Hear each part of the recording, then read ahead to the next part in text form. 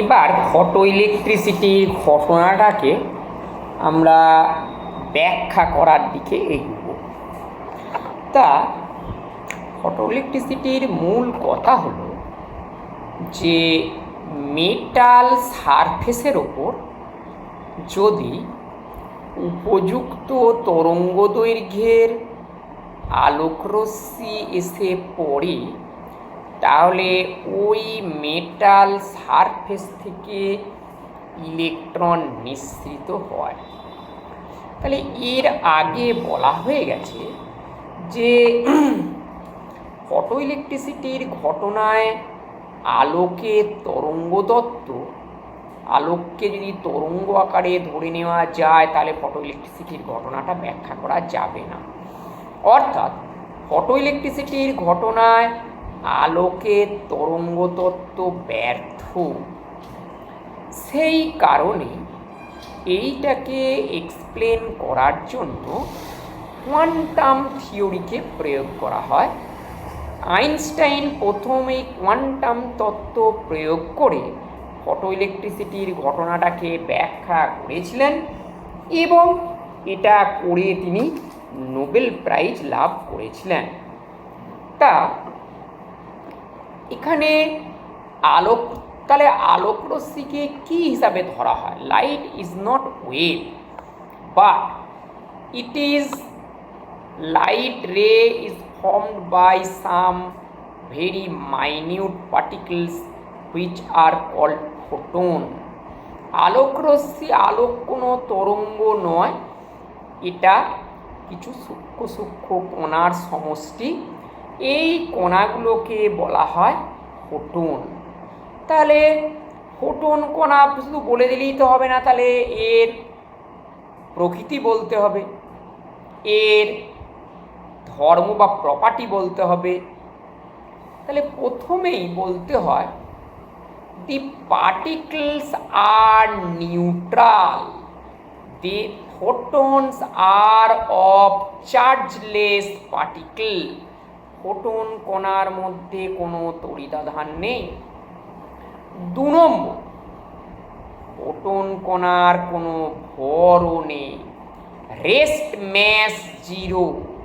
স্থির ভর যাকে বলা হয়, স্থির ভর ফোটনের ক্ষেত্রে 0।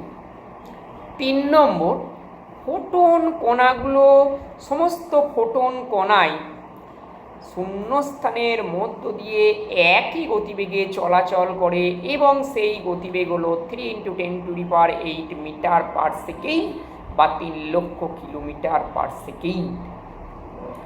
4 নম্বর, ফোটন কণার এনার্জি, প্রতিটা ফোটন কণার এনার্জি তার কম্পাঙ্কের উপর নির্ভরশীল।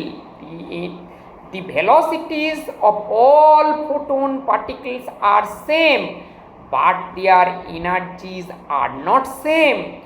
The energy of a photon particle is E equal to h nu, where nu is the h equal to Planck's constant, আর তোমার নিউ হচ্ছে planks constant 6.62 × 10⁻34 joule second. h equal to Planck's constant equal to 6.62 into 10⁻34 joule second. আর nu হচ্ছে frequency of photon.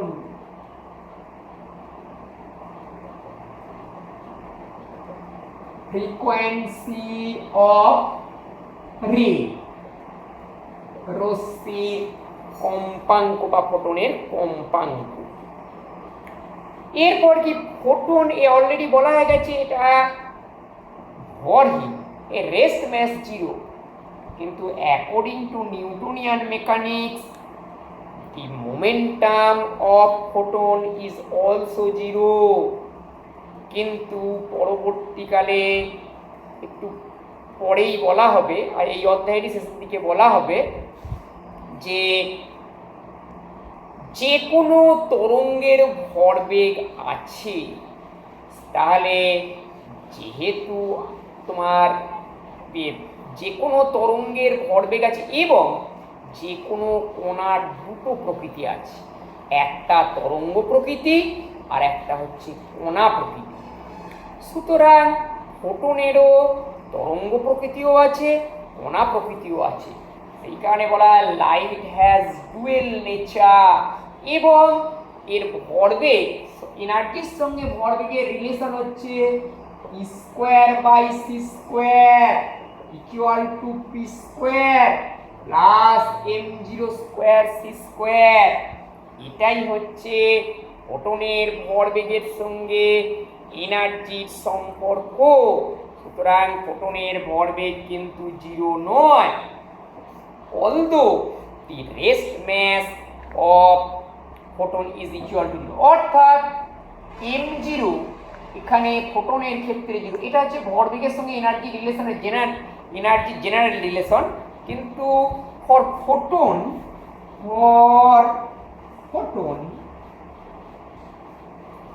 m0 equal to 0। সুতরাং E square equal two দাঁড়াবে p square c square বা p equal to হবে E by c। এটাই হচ্ছে ফোটনের ভরবেগের রাশিমালা। আবার E মানে অলরেডি পড়া হয়েছে h নিউ বাই c। সুতরাং ফোটনের ভরবেগ হচ্ছে h নিউ বাই c। এখন লাইটের বা ফোটন কণার এনার্জির সঙ্গে তরঙ্গ দৈর্ঘ্যের কি সম্পর্ক? তাহলে এনার্জির সঙ্গে সম্পর্ক অলরেডি বলেছি, যে লিখে দিয়েছি E equal to h nu equal to hc by lambda. Already এইটা বলা হয়েছে যে সাবঅ্যাটমিক পার্টিকেলগুলোর এনার্জি মাপা হয় ইলেকট্রন ভোল্ট এককে, সেই রকম ফোটনেরও এনার্জি ইলেকট্রন ভোল্ট এককে মাপা হয়। তাহলে ইকে যদি ইলেকট্রন ভোল্ট আকারে একক নেওয়া হয়, তাহলে ইলেকট্রন ভোল্ট থেকে জুল করতে গেলে 1.6 × 10⁻⁻19 দিয়ে গুণ করতে হবে। তাহলে if is E in EV, এটা হবে 1.6 × 10⁻⁻19 জুল।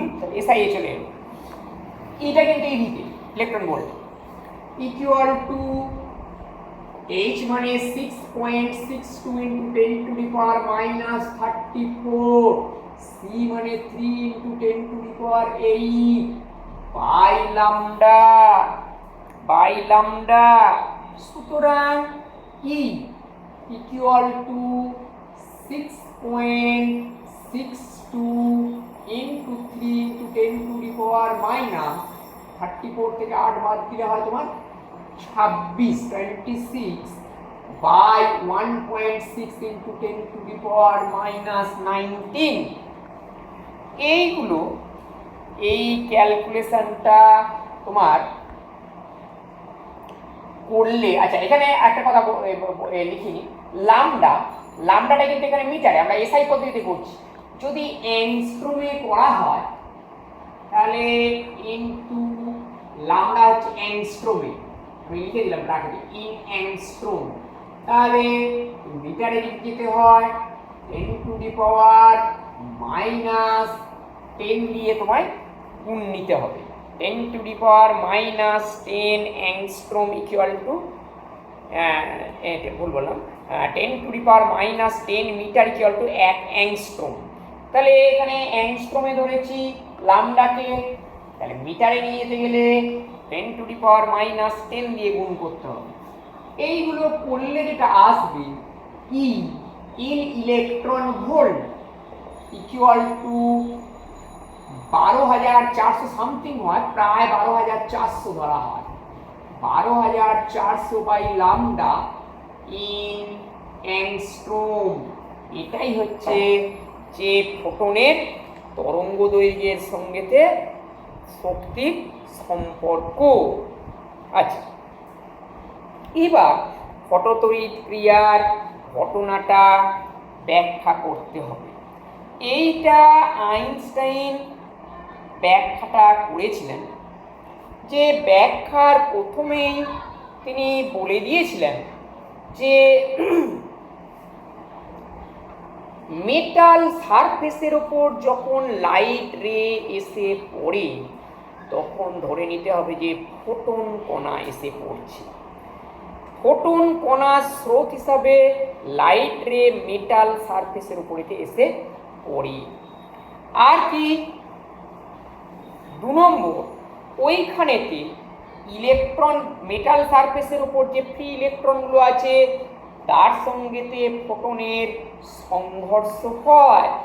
সংঘর্ষের ফলে তোমার 2 রকম হতে পারে, হয় এর ফোটনের পুরো এনার্জিটা ইলেকট্রন অ্যাবজর্ব করে নেবে, অথবা কিছুমাত্র অ্যাবজর্ব করবে না, ফোটনটা এইচ নিউ পরিমাণ এনার্জি নিয়ে যে মেটাল সারফেসের উপর পড়লো সেটা পুরোটাই তোমার রিফ্লেক্ট করবে।